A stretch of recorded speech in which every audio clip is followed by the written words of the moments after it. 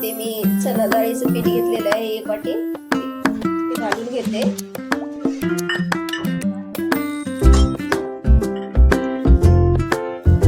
हळद घालते, लाल मिरची पावडर, काश्मीरी लाल मिरची पावडर आहे,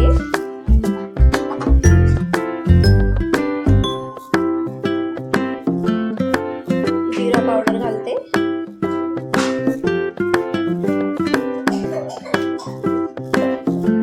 चवीपुरता मीठ घालायचा. त्याच्यामध्ये काळी तीळ घालणार आहे. त्याच्यामध्ये मी लाल मिरची पावडर आहे, तिखट मिरची पावडर आहे म्हणून मी थोडंच घालते याच्यामध्ये. माझी मुलगी खाते, माझी मुलगी तिखट नाही खात म्हणून मी थोडीच घालते. तुम्ही तुमच्या आवडी अनुसार घाला. आता मी सगळं मिक्स करून घेते.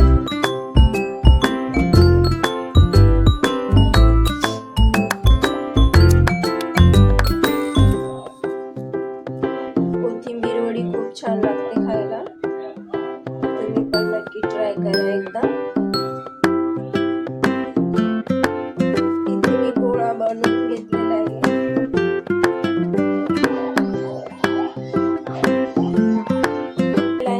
आणि ह्याच्यामध्ये तेल पण आहे. मी गिलासाला तेल लावून घेते.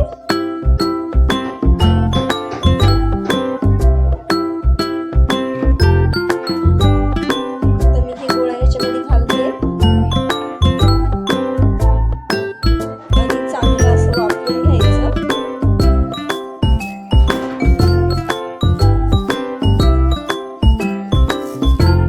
आता मी हे वाफवून घेते. गॅस चालू केलेला आहे. पाणी ठेवलेलं आहे. पाण्यामध्ये हा ग्लास ठेवायचा.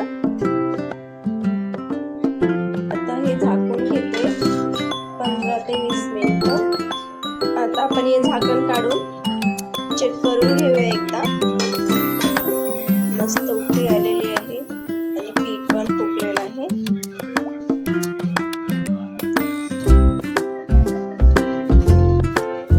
शिजलेलं आहे, बघू शकता. तर मी गॅस बंद करून घेते आणि हा ग्लास काढते.